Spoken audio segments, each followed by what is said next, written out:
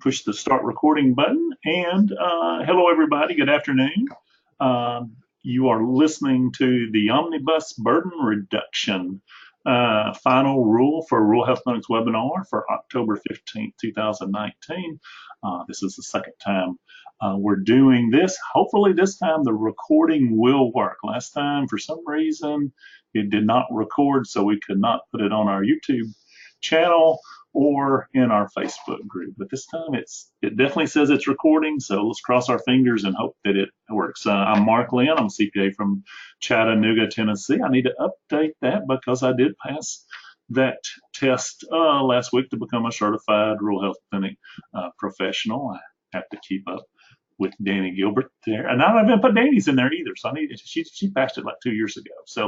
So I need to put Danny's in there as well, and would highly recommend that you guys take that test. You know, it's funny, I learned a lot while I was studying for that. What do? We prepare RHC cost reports. We do program evaluations. At least we used to until this latest rule came out here, and we'll talk about the program evaluation changes that we've had. Because if you're not an RHC yet and want to become one, we'll help you become one. And if you don't want to become one, we'll help you get out of the program too. I tell people all the time, we get as many people out of the program as we get into it. And so hopefully what we learned in St. Louis will help some of us to stay in the program if it comes to fruition. And then somehow in the last 3 years, I've learned a lot about emergency preparedness for rural health clinics. So we've worked with a lot of RHCs in getting their emergency preparedness to where it will pass inspections. A lot of stuff we do is condition level deficiencies because they became a rural health clinic, or the rules came out. They came enforceable in November the 15th or 16th, depending on who you talk to, 2017, and they haven't done anything since. So the surveyors come and they've been giving people condition level deficiencies who are not doing anything, and so they'll call us up, and we have about 30 days to get them in full compliance. And it's usually a pretty miserable 30 days for everybody. So don't do that. That's lesson from today is do not do that. If you haven't joined our RHC Information Exchange group on Facebook, it is something that's very useful to everybody. We have about, how many members do we have there? 850 as of a couple of weeks ago when I first did this, and people do find it very useful there. You can see Olivia Morris's comment about what a useful page it is, and there's a lot of people there. You can see there Inquisic, that's Patty Harper and Jeff Harper, and they do a great job of answering questions on there for everybody. And then there's other consultants that chime in as well. So it's not just me on there. And we try to post information on everybody's webinars and seminars for rural health clinics. So, and if you have stuff you want to put on there, please do, as long as it's relevant to rural health clinics. We are having 3 seminars that are free. Thank you, Azalea Health, and thank you, ChartSpan. They paid some money to help us rent the rooms and buy the food and do all the stuff we're going to have to do to make this thing work. And so we appreciate Azalea Health and ChartSpan for doing that. The seminars are free to everybody now. Before, I would do it just for our clients. If we're doing a cost report for your program evaluation, you could go for free. Now, everybody can go for free. And so these things are filling up pretty quickly. So if you haven't signed up yet, save your spot there. I think I saw where Kentucky maybe had 3 or 4 spots left, because we have very small venues where we put these things on. They're very typically the one in Nashville has a room for about 50 people. The ones in Clanton and Somerset have room for about 35. So very small settings, very sort of personal. You can ask questions and not feel dumb that you're in a big huge room. Pretty much everybody knows everybody in those sessions as well. Here's what our agenda looks like for our session in Nashville, and I'll get the ones out for Clanton, Alabama, and for Somerset, Kentucky as well here pretty soon. So if you've been to these things before and you don't want to sit through the first hour, that's perfectly fine. We do a sort of a catch-up session for people that are brand new to the RHC program. So if you want to roll in and sleep a little bit later or avoid the traffic, you can roll in about at 10 o'clock, and then we'll start pretty much with this session here, getting people caught up on some of the changes. Then we'll talk about cost reporting, emerging trends in reimbursement. We will talk about that webinar just on our next slide, and then billing questions. Especially here in Tennessee, we'll talk about the Tennessee Moratorium, block grants, that sort of thing as well. So it should be very interesting to you guys. Here's just a reminder about the Great Shakeout Drill. Will be October 17th, so that'll be Thursday. So if you want to participate in that, that's one way to get your one drill that you're now required to do each year. It will be a facility drill. As long as you do what's listed on this sheet of paper here, you will be able to get credit for your one drill. So you don't have to do it on October the 17th, but it is nice to participate with 20 million other people that are doing this drill the same day. And if CMS ever says, well, that wasn't a community drill or whatever, then well, we had a community of 20 million people. So I think you'd qualify from that standpoint. And then we are, and I don't know if I did this on purpose or not, but we planned a emergency preparedness webinar on Thursday as well. We're going to go into a deep dive, and we'll actually show you how to do one. We may even run the video for a few minutes and go through that. I'll get under this big desk I have right here and hang on for dear life and cover my head. And we may even do a emergency preparedness drill, depending on how much time we have.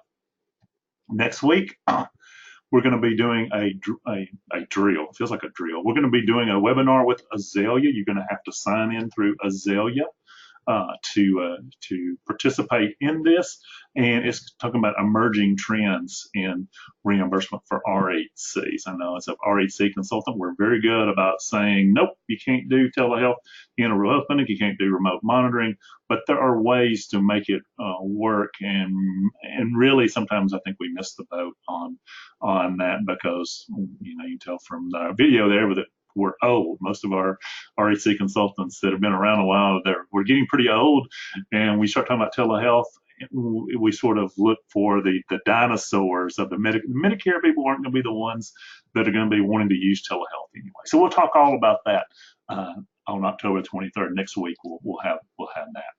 Shifting gears and going into what we're here to talk about today, and that was 7 whole minutes of advertising that you guys had to sit through, but you'll probably live. Agenda, we're going to talk about the Omnibus Burden Reduction Conditions Participation Final Rule that will go into effect November the 29th, and it will reduce your administrative burden pretty dramatically from what it was before.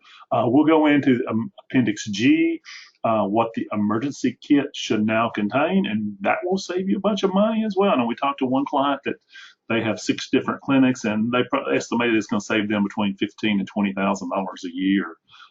They were getting Banyan kits and getting everything. Anytime anything expired, they were getting it refilled, and they were putting a bunch of money in those things. And then Appendix Z relates to emergency preparedness. There were some new rules on infectious diseases, and you have to have a policy for that. Otherwise, you will get written up for that. We got written up for that on one of our clinics and had to come up with something there. And then required signage for the lobby. We've had a lot of our Quad A clients have gotten written up for that. And even though you correct it while they're there, in fact, I talked to Tom Terranova, who, I don't know if you know Tom or not, but he was with Quad A for a long time as over the RHC program, and then he left to be a lawyer. And now Tom is back, and he's over all of Quad A. And so he's a very good resource that I've known Tom for a long time. And I was asking him, why in the world do you make us do all this stuff on this signage when we corrected it the day you were there? And he said, the CMS will not let them. If they find it, they have to write it up or they get in trouble with CMS. So that's why Quad A does that, but it is annoying to have to write up about, well, we need to put up a sign, which we've already done it. So we'll give you the sign, you can put it up. Some states, I know Alabama will write you up for it. Other states, I haven't seen a whole lot of them write people up for that if you have a state inspector. And then we'll go into a little section there on questions for that. I know we have We don't have a whole lot of people here from Tennessee. So if you're not from Tennessee, you can sort of break off at this point. And then if you are from Tennessee, you'll want to hang around and listen to when we talk about lifting the moratorium and some of the questions that we have regarding that. If you are having trouble, I know we talked before we started recording, was that we have 5 handouts here. I know Stacy was able to get all of them downloaded, and some of you people are having a hard time. So we will post everything that's on here. We will post on this particular website, our website called ruralhealthclinic.com, certification materials, and we will post it in our Facebook group as well. Going into a Washington update, like I said, we went to St. Louis last week, and I had a lot of conversations with Bill Finnefrock and with Nathan Baugh about what are the chances are. John Gill, who's been the president of the National Association of Rural Health Clinics for 25 years, basically bent everybody's ear in the lobby trying to find out what our chances were. And so here are the 7 provisions of this. We'll go, since I'm a man, I'll read from the bottom. You know, men always read magazines from the back. Well, to me, the most important one is raising the cap for RHC payments. And they're talking about raising the independent cap from basically right now it's $84.70 per visit is the capped rate. Medicare doesn't really pay you that. They pay you they pay you 0.784% of that. So you get about $68 per visit, and you collect 20% of whatever you charge from the patient. They're talking about raising that $84.70 cap to $105 in 2021, $110 in 2022, and then 115 in the next year, and then after that, it will go up by the Medicare Economic Index, which is that weird number that Medicare uses that says that healthcare inflation is 1.5% every year. When believe me, my healthcare premiums have not gone up 1.5%. They've gone up about 1.5 million%. So that is the big one that we're watching for. The other things that will be important to us is letting rural health clinics be a distant site, and we'll talk about that at our webinar next week. That would be extremely important. And just a little comment about that is look at your state rules for being a distant site from Medicaid. I know Kentucky, July 1st, they now allow you to be a distant site for Medicaid purposes. So that's really, the money's going to be on the Medicaid and the commercial side of that business anyway, on the telehealth side. So hopefully that will happen with Medicare. Allowing right now you have to have at least one nurse practitioner or PA who is employed with a W-2. They're going to try to change that rule to where we can contract with our PAs and nurse practitioners. And then right now you're required to do 6 lab tests. They're very simple CLIA wave tests. They want to do away with that requirement, which would be great.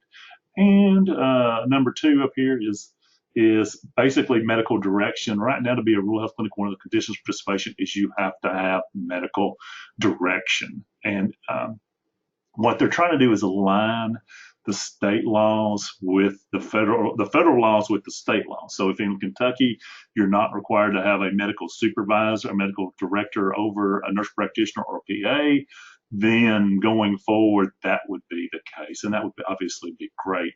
I know we work with a lot of nurse practitioner only practices, a lot of PA only practices, and that would relieve them of that responsibility of hiring a physician, a medical director, to oversee their work. And that's going to, that would probably save them a good, depending on how much you pay them, it's typically around $30,000-$40,000 a year.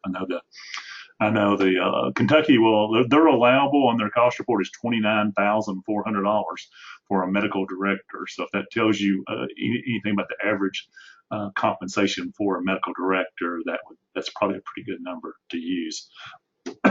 Excuse me, I got a little cold here. And then finally, the number 6 item on here was allowing the states to come up with some type of rural designation that would allow you to be an RHC as well. So those things are, what are our chances of this getting approved as a standalone bill? We got a whopping 3% chance. So that's not so good. We are not, our RHCs do not possess a lot of political clout. Our only hope is that Washington will get together and all, we hear a lot of stuff about surprise medical bills, about pharmaceutical bills. I know the medicines I take are going up, seems like every single day. Next time I go to the pharmacy, it's 150, 200, 300. I mean, I think they just see as long as I'll keep in, because they always ask me, it's going to be $200. You sure you want to pay for this? I'm like, well, yeah, I want to live, so I'll pay for it. But so those two items right there are, if we can go in and slide in with them, then according to Bill and John and Nathan, we probably have about a 50 to 60% chance of getting this combined into those bills. So if you want to track the bill, here is a website. Nathan Baugh, who is our Director of Governmental Affairs with the National Association of Rural Health Clinics, he was very good about saying, everybody email me. I will give you your contact people, your congressmen, your senators, and you can write a letter to them. They have in fact, here's all of them. If you just click on this, you'll have a sample letter for your senators and for your representatives back home. So you can use those to support them and to ask for support for this bill. Doesn't do a lot of good for people like myself or Nathan or Bill. I mean, it does good for them to talk about it and go in and talk to them, but it's more, they have a lot more weight if you guys do it, because you are the soldiers, you're the ones in the fields, while we're basically considered to be hired mercenaries for you guys. So keep that in mind. When will we know? I know we've got a lot of people. I have 6 RHCs right now that are waiting with bated breath to find out if this really will pass or not, because they won't be a rural health clinic if this doesn't pass anymore. The Medicare rate is extremely low. There's a graph that Bill puts up in his presentation that shows we're getting paid $84.70 a visit, and the average cost is $130 a visit. That's pretty tough to make a business work if you're costing you $130 and you're getting paid $85. That is a recipe for disaster. And so a lot of our folks that are heavy Medicare and very little Medicaid have been thinking about getting out of the program. In fact, we've lost 388 RHCs in the last 5 years, independent RHCs, just because the rates are too low. They've either terminated and I think some of them have turned over into provider-based RHCs. The provider-based RHCs have been growing. I think there's about 700 more of them than they were in the past. So that's really the difference. Provider-based, there's no cap on if you're less than 50 beds, there's no cap. So the average cost per visit, it's over $200 a visit now. So it makes it very attractive to be a provider based and not so attractive to be an independent RHC. So let's go into the changes that were made by the Omnibus Burden Reduction final rule. Here is the regulation. It was published September 20, 2018. I think the final version of it actually came out on September 30th as well. So you can go in and read what was in there. Here are the rules effective November the 29th, 2019. First thing they did was right now, one of your 9 conditions of participation is every year you have to have a program evaluation. I used to call it an annual evaluation, but we've changed our terminology now to a program evaluation. You have to do it biennially. Biennially now. I have to learn how to say that word too. So you have to do it every 2 years instead of every year. So that is a great thing that you don't have to have. You have to get your medical director, your nurse practitioner, or a PA has to be involved, and a community member. And we always call it the Professional Advisory Group, the PAG. Those people have to sign off on this report every year. It's better if you have a meeting where everybody sort of gets together and talks about things, but a lot of times we can do a report, give it to them, and have them sign off and review it, that they've reviewed it and it looks good. So that requirement is now changed from every year to every other year. Here are the comments that took place about this, and I know a lot of consultants did not want this to happen. I talked to a lot of them in those lobbies at the National Association of Rural Health Clinics. I mean, they had a lot of consultants come up and say, "Oh, I can't believe they're doing this. We need to have those annual valuations every year." And then one of the things that they're thinking about doing is removing the outside professional from the group, but they're not doing it yet. And a lot of people with the National Association of Rural Health Clinics heard somebody that we love and respect very much say that they had done away with that, and then came back and found out no, that wasn't true. So remember, you do the group, the person outside the employment of the clinic, you still have that community representative requirement as of right now. We'll look for that to change, hopefully in the future. There is a little trap to this. Is number one trap is you need to change your policies to where you, instead of reviewing it annually, you do your program evaluation and your review of policies. There's two different items that changed. Is your program evaluation is now every other year, and your review, you've been required to review your policies and procedures and update those every year. Now that's every other year. So you want to put in your policy and procedure manual that you guys are going to review your policy and procedures and do your program evaluation every other year. Otherwise, what does the state inspector or Quad A or the compliance team do is they're going to judge you based upon your policy and procedure manual. If your policy and procedure manual says every morning we'll do 1,000 jumping jacks and 700 push-ups, then they're going to expect you to do that. So you just want to go back and look at your policy and procedure manual and change your policy to reflect these new regulations. And if you don't have a policy on this, we now have the biennial program evaluation policy. You can just use our template and put that in your policy and procedure manual so you can avoid having to deal with that potential deficiency that you have.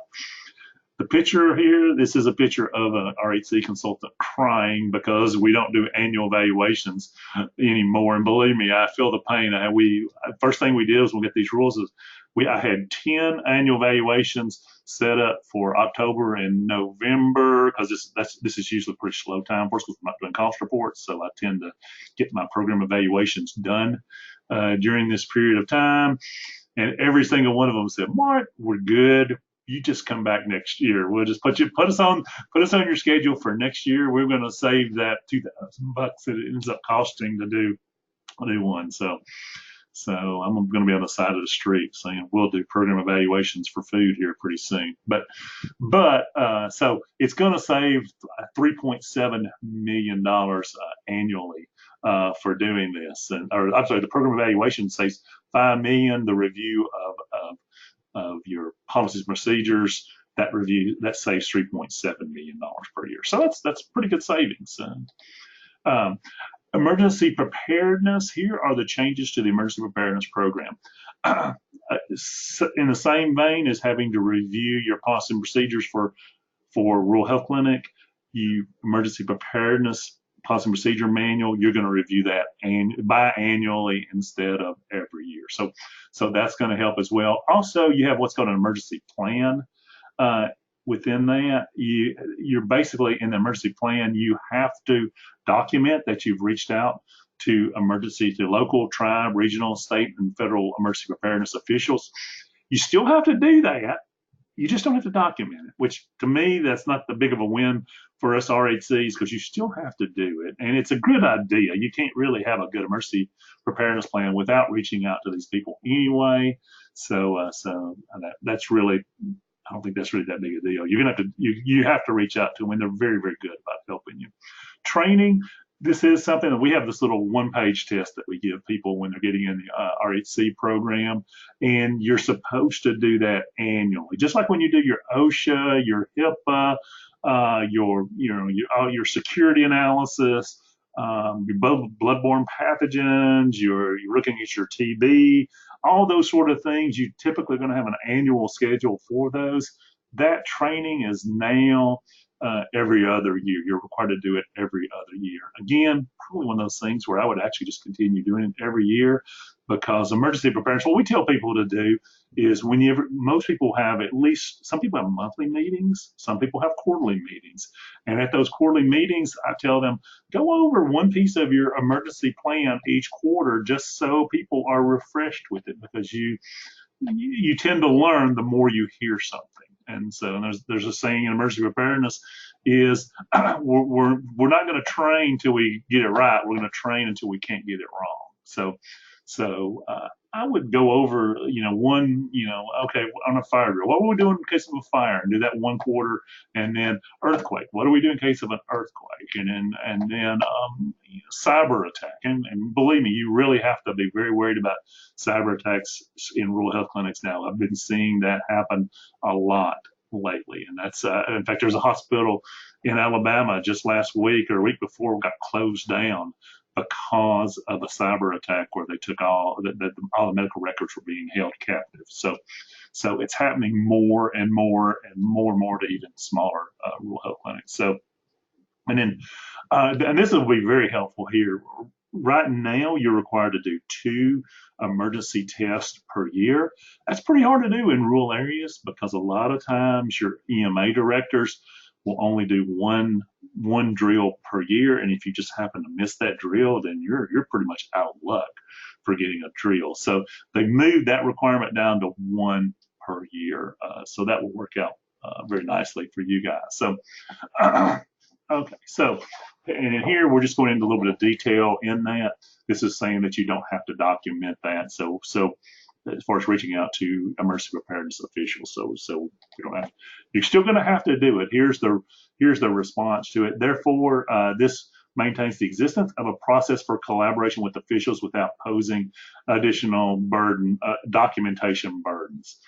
To me, keep documenting that you've reached out to EMA officials. There are some places where I'd hate to have an emergency in some of these places that we deal with, because I've called EMA officials over and over and over again and not gotten messages back from them or returned from them. So I would still continue to document even though it's not required.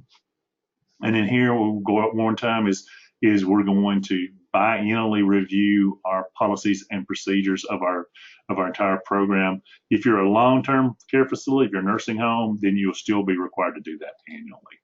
And then do double check with your state. Sometimes your states say, we're gonna, we don't care what the feds say. We still want you to annually review your emergency preparedness manual. This just came out from Louisiana, which if I lived in Louisiana, I would probably want an emergency preparedness plan to be reviewed every year with all the different emergencies that they have in that particular state, with the hurricanes and the flooding, those sort of things that tend to happen in that part of the world. And then let's see here, emergency plan requiring facilities do training biannually. So we've talked about that, is do your training every 2 years instead of every year, except for long-term care facilities. They're going to be required to do their training every year.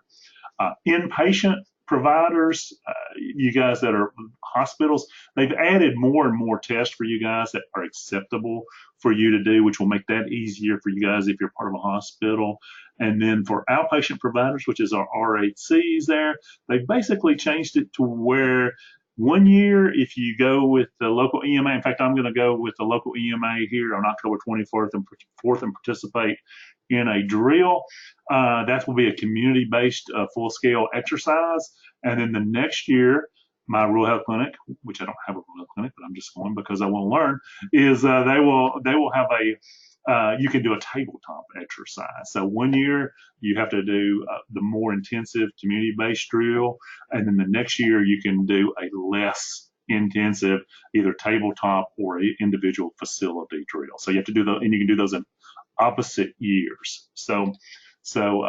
And then here's was the old requirement. The old requirement was you had to do 2 a year. You could substitute a tabletop for one of the full-scale exercises, but now it's down to where you don't, where it's a lot easier for you guys to comply with that. And then here for you inpatient people here. I won't read this all for you guys because I know you guys are all rural health clinics, but some of you guys do have hospitals. There is an expanded list of things you can do to meet your requirement as a inpatient facility. And then here's just a little bit more elaboration on this, talking about the opposite years, about doing tabletop in 1 year and the community-based drill in the other drill. The key is you're down to 1, and then just flip your years on what you do. And you can see here tabletops, planning and the capacity, very, very easy to do tabletops. It does not take us a long time to plan to do one of these versus if you do a full-scale community-based exercise, it's multi-jurisdictional, it's multi-agency, you have the police, you have ambulances, you have hospitals, you have nursing homes, you have all sorts of people involved in that. It takes a lot of training, a lot of time and planning to pull one of those off. So from our standpoint, actually a tabletop is, we try to get everybody involved in a tabletop so everybody gets the knowledge at the particular clinic because we do them via webinar. While if you do a community-based exercise, you don't have to send everybody. You basically just need to send 1 or 2 people to represent you and make sure you get your name on that roster so you get what's called an after action report from them. And that's going to prove that you participated whenever your state inspectors do show up.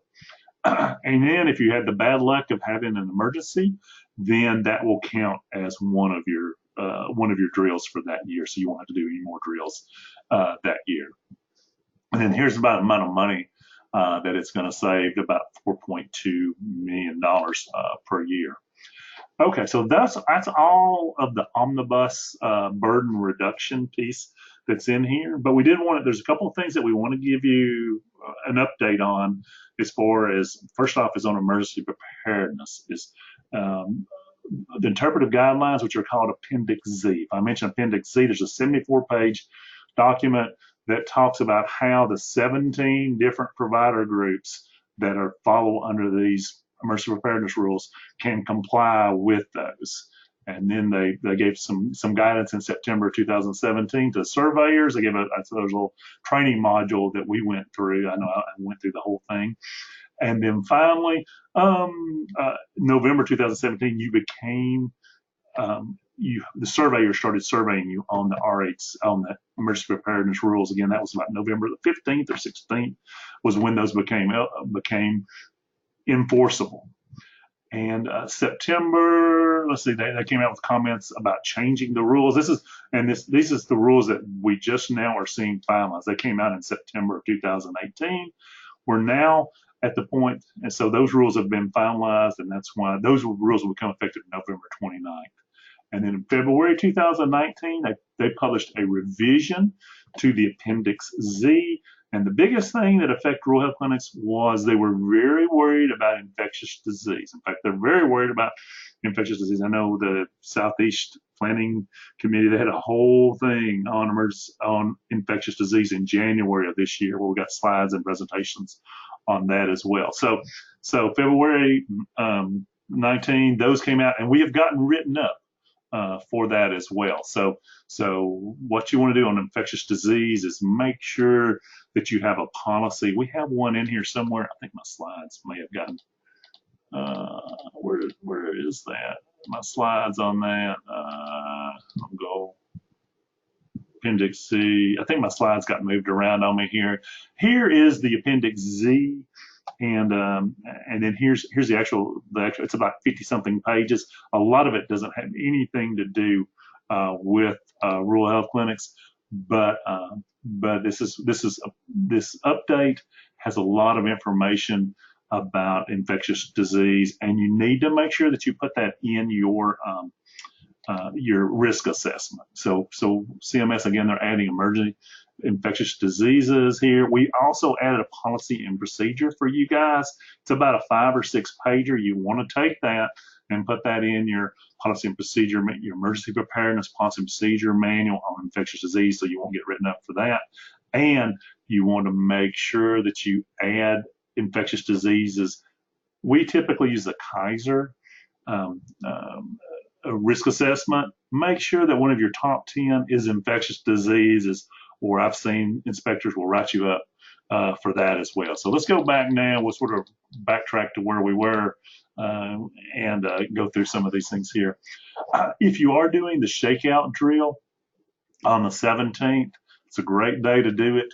Make sure that you go through everything that we have listed here. Make sure you get an after action report, and that will make it count as one of your emergency preparedness drills. And that'll be the only one that you'll be required to do for this year. Here's how you register for that.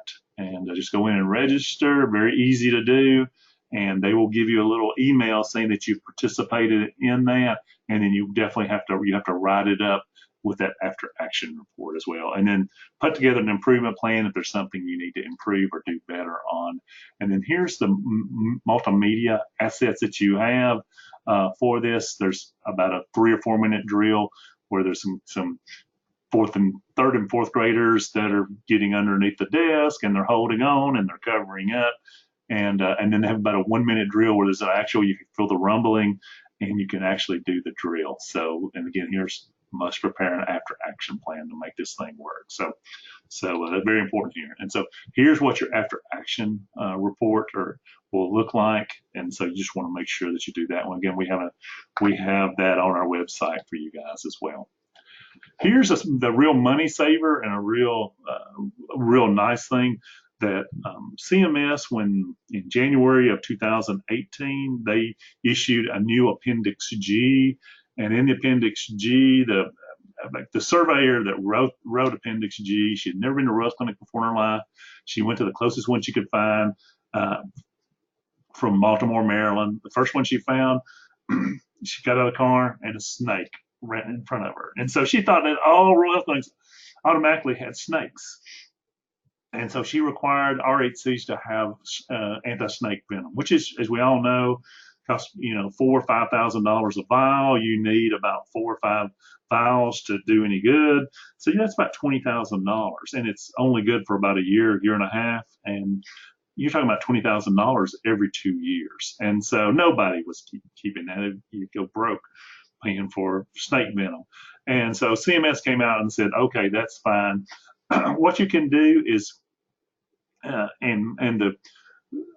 CMS inspector, a Medicare, or an RHC inspector from the state, I'll get this right sooner or later, they use a form called a CMS 30 form. It was last updated March the 1st, 1978. And medicine has changed a little bit since 1978, but in that form, it requires RHCs to stock 8 or 9 different, 5, 6, 7, 8 different categories of medications. Now, you basically have to consider those eight categories of medications. You don't have to actually stock them, because if nobody uses toxoids anymore, or serums anymore, or Mitrix or antidotes, then you don't have to stock those. And so I know most of you guys, antidote, you may want to have some Narcan or something like that for an opioid overdose, but otherwise can't see a lot of antidotes that people are stocking for that. But you get to make the decision. You don't have to use any one of these categories, but what you do have to do is consider, and then there's the information, more information on that. You basically have to consider, among other things, the community history. If you're Claxton, Georgia, where there's about 10 million rattlesnakes there, you may need snake venom in that particular community. If you're in Fairfield, Arkansas, where it's right on a beautiful lake, maybe there's something about drowning there that you could have or something. So you want the community history. What types of accidents are prone to happen in your particular area? Are you located, very close to I-95 with all this nuclear waste going right beside your clinic? Also look at the medical history of the patients that you have. What type of things would happen with your patient? If you're a pediatric practice, you probably don't need nitrostat. And if you're a geriatric practice, then yes, you probably need a boatload full of it. But what you do is consider your community history, and then also consider the things you would feel comfortable with. If you're a nurse practitioner wouldn't feel comfortable in providing a medication, then don't stock that medication. You're just throwing money away. So this will save a lot of money for our people. Here's what the Appendix G looks like. And let's see here. And I've already gone through that, so I'll go through those fast. I'll need to fix that for our seminars. And then here is we put together just a little certificate looking thing that tells who owns the clinic. I don't put the address of the owner, like it typically will be the doctor. I don't put the personal address in there. I put actually the address of the clinic, and then we put the medical direction if it's the physician, and then the principal direction and operation. That's typically the office manager, and then here's a click. If you just click on this link, you'll bring up this Word document, and you can fill in your stuff, and then just basically put it in the lobby. I'm gonna put it behind a bush or tree or something if you want to, but it does need to go in the lobby. So you want to make sure you do that, otherwise you can get written up. There's a new RHC fact sheet. It's about an 8-pager. Very good basic information about rural health clinics. So that just has been updated in May of 2019. So you want to get your hands on the newest one. So that's really just bring you guys up to date on what's happened in rural health clinics over the last year or so, and has some really good news about this Omnibus Reduction Act. I'll open up the lines here for questions. If you want to raise your hand, if you have any questions about it, feel free to. And then if you would rather just type them in, you're more than welcome to type those in. Danny, if you'll look for those for me, that would be wonderful. And we are recording this session. Okay, Stacy has her hand up. Okay. Okay. Hey, Mark, she actually typed in her question just now. Okay. So what is her question? You read the question and I'll try to answer it. Okay. If a community-wide drill is not available in our area, a tabletop would suffice for each year. That's a question, not a.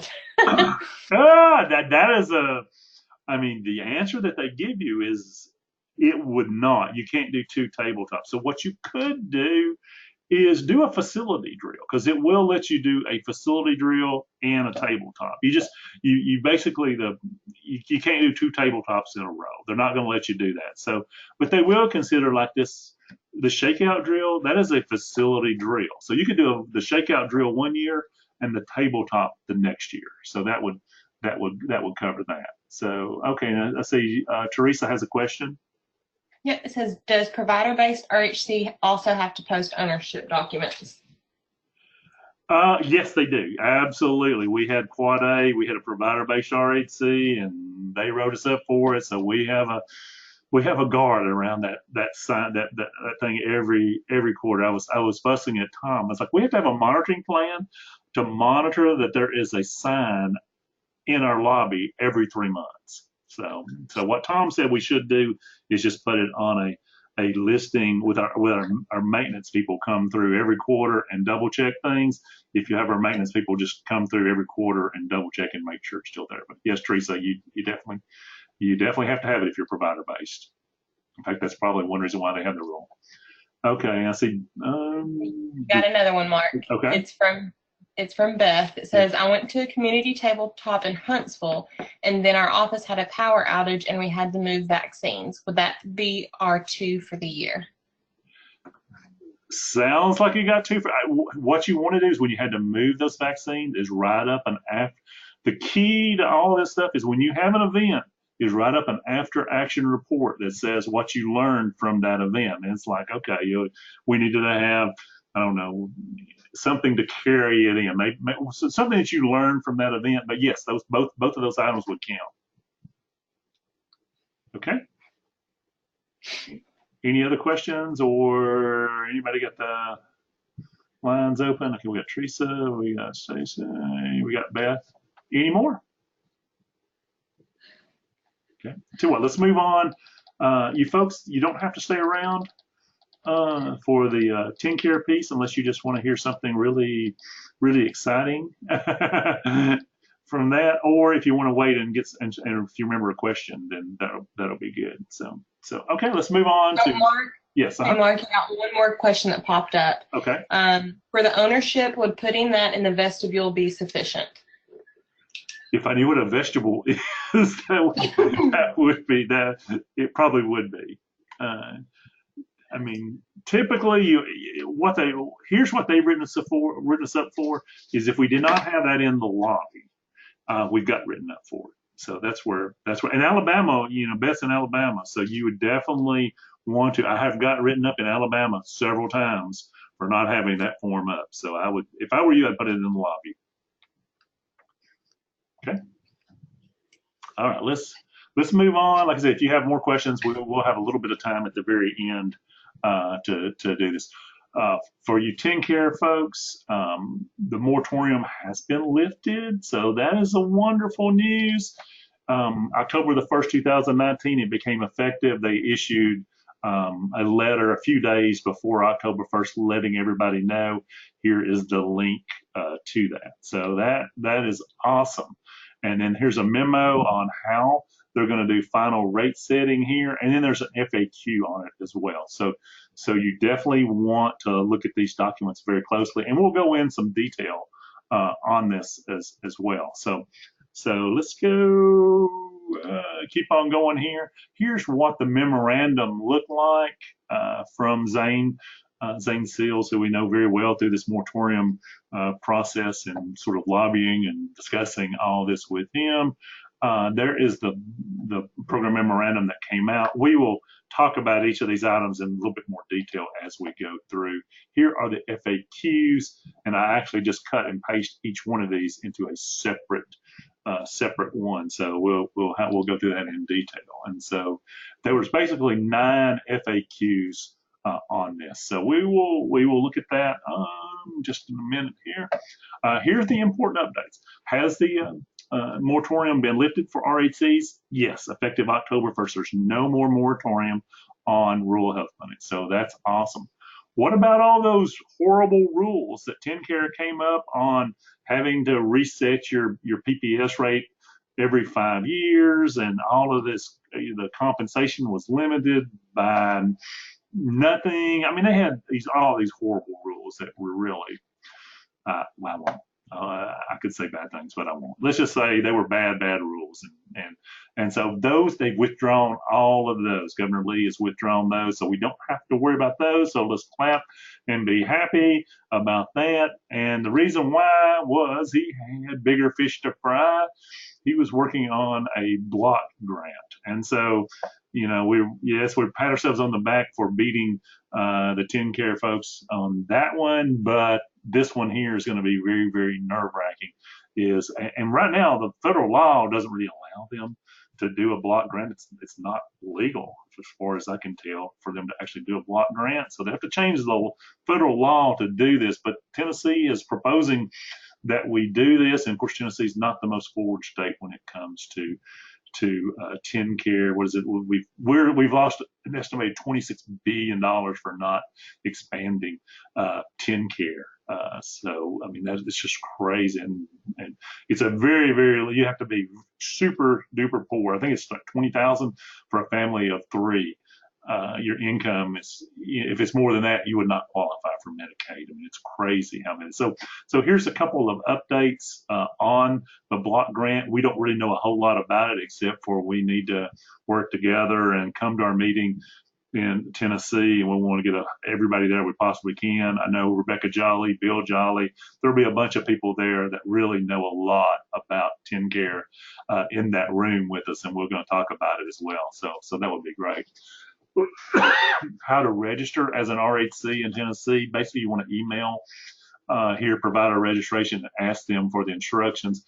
They will typically send you to a portal, and you can log in through that. They'll give you some instructions, and you'll have to fill out an EFT as well. But you want to do that as soon as possible. If you guys if you're held up in the moratorium and didn't get registered with Tenncare, go ahead and do that as soon as possible.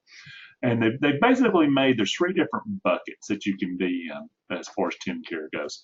If you were a rural health clinic prior to 10/1/2017, when the moratorium came into effect, you're in one bucket. If you're in the red bucket here, that's what we call the green bucket.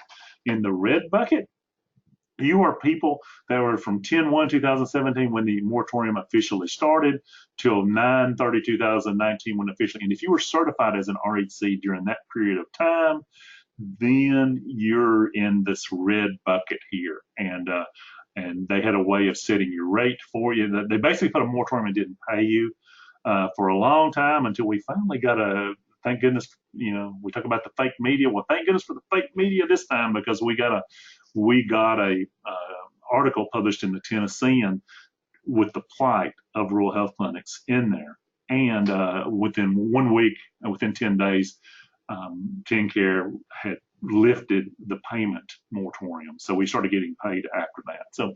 So this is the red bucket here. These are the people that almost went out of business because of this. So their final rate will be set using the average PPS for similar clinics, unless no similar clinic. There's a lot of detail in that. So we'll go into that a little bit more in a minute. And then beginning 10/1/2019, these are people that come into the program post moratorium, and so they have certain rules for those. So there's 3 different buckets that we deal with. And so let's look at our green bucket here. For you guys have been in RHC for a long time, and the problem in Tennessee is we've been waiting forever to get our RHC Tenncare rates set. We have clinics that probably been waiting 10 years or more.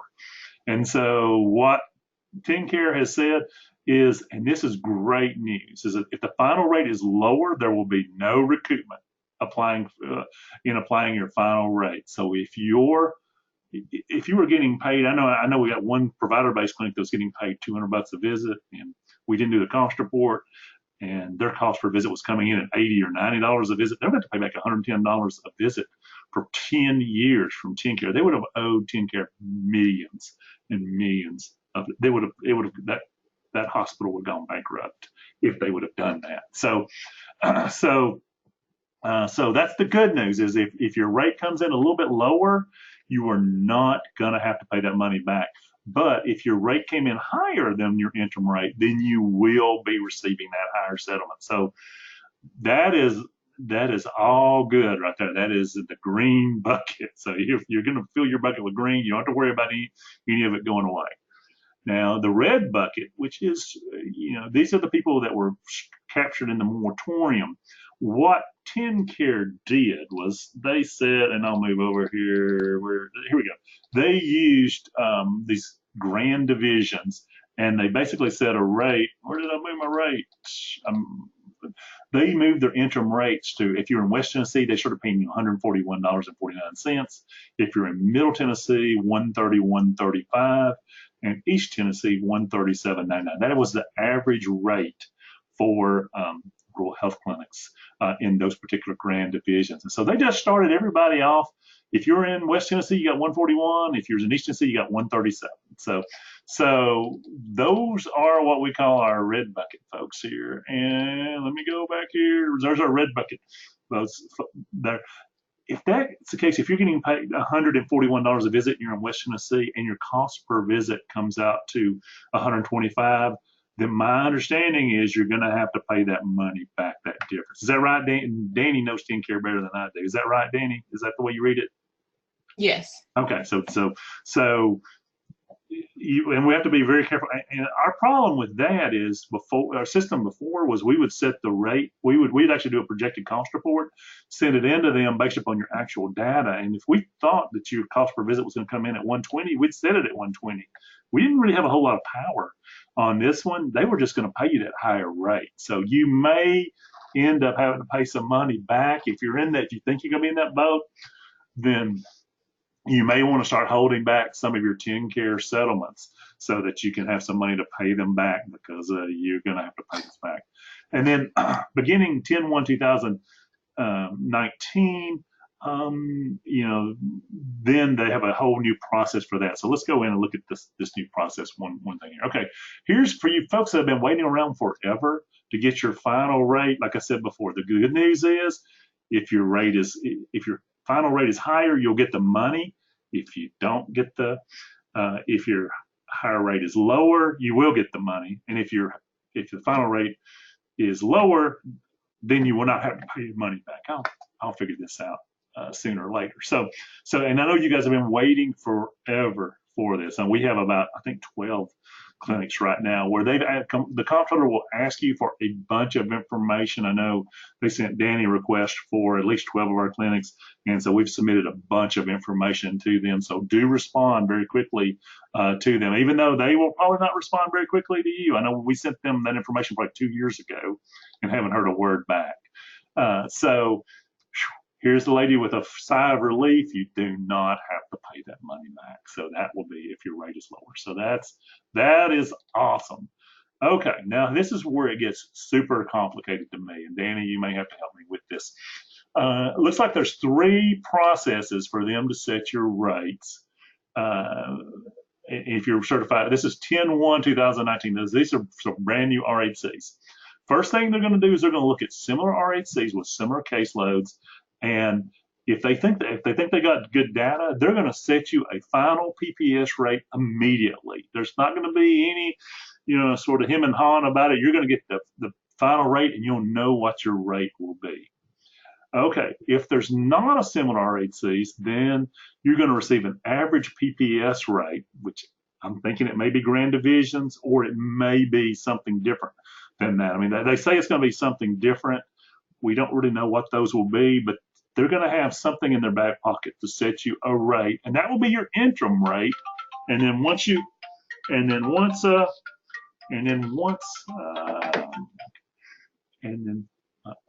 my text message only works when it's annoying.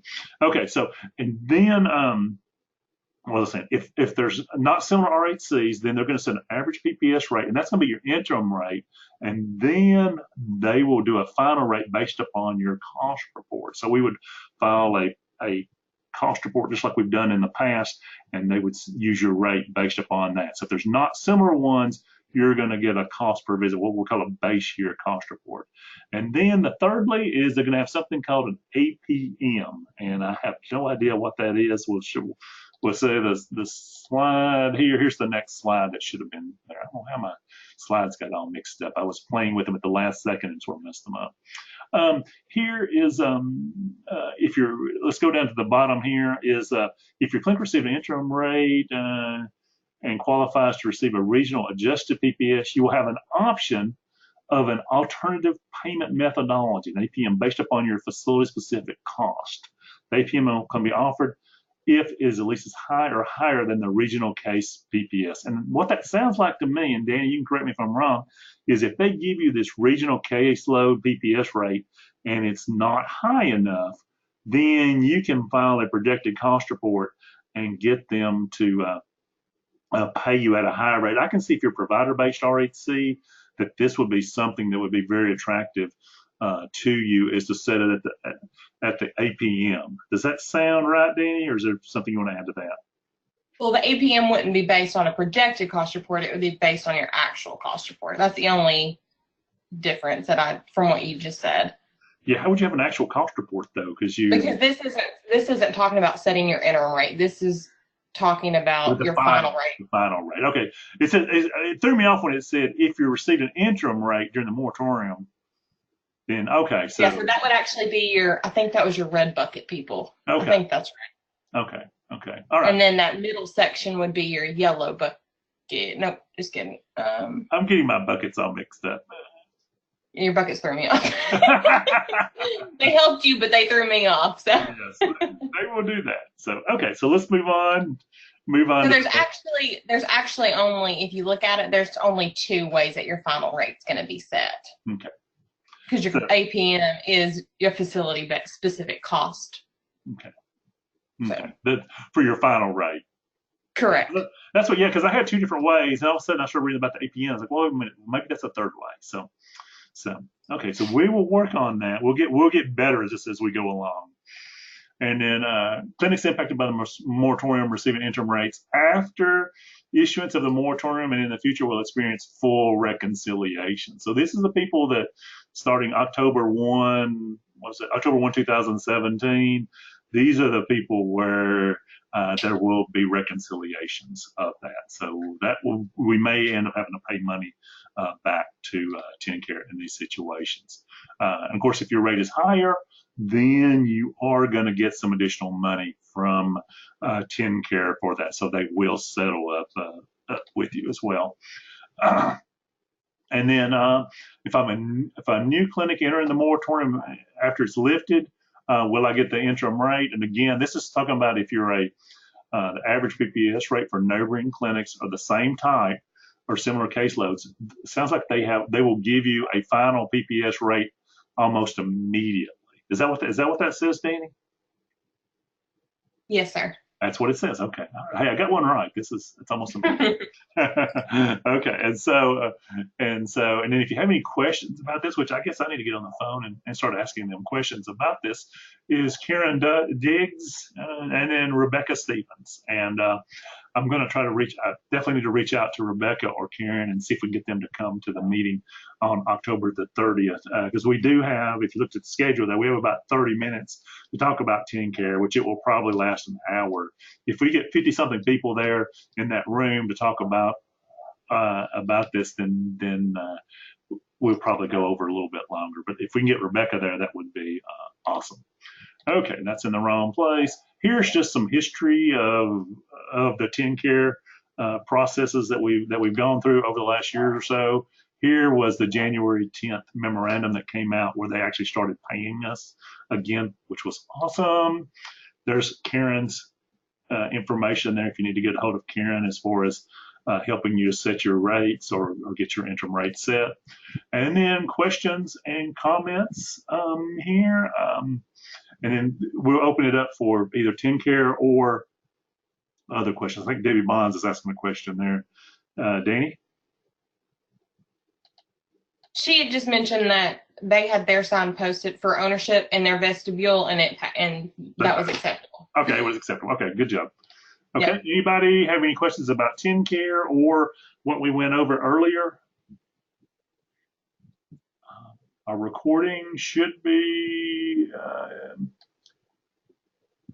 okay, we'll give you a minute or two where you can think about it and. Oh, no. Got a hand raise. Got a hand raise. Okay, Pamela. Pamela, I'm gonna unmute your line. Do you want to talk? Do you have a question? Hey, Pam. Or is she typing?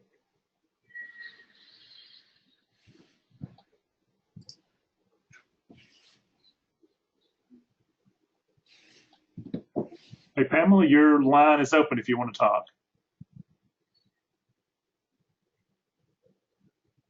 And nothing's happening. Did you get a question in there? No, sir. No. Okay. Such respect. Okay. All right, Pam, your line is open. We'll give you just a couple more seconds here, and then we will. Okay. You just tapped it in, Mark. Okay, she tapped it up again. Our rate has been set, but is quite a bit lower. Can we renegotiate?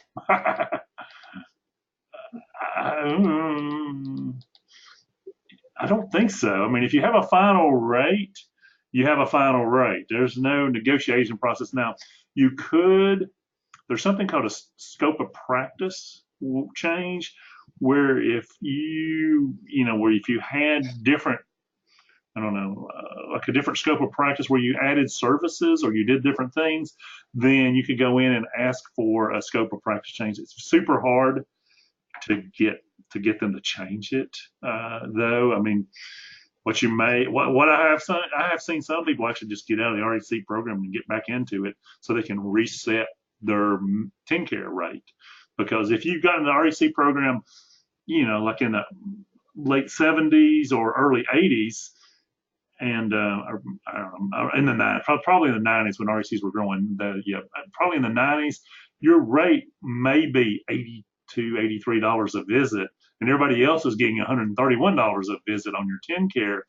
It would almost be worth it to just terminate and then restart your rate, and that would actually be faster and easier than you guys doing a scope of practice change in Tennessee, because they'll make you wait. We've never seen one be successful, and they sit and sit and sit. The little skeleton guy, that's what those things are. They never get out of the comptroller's office.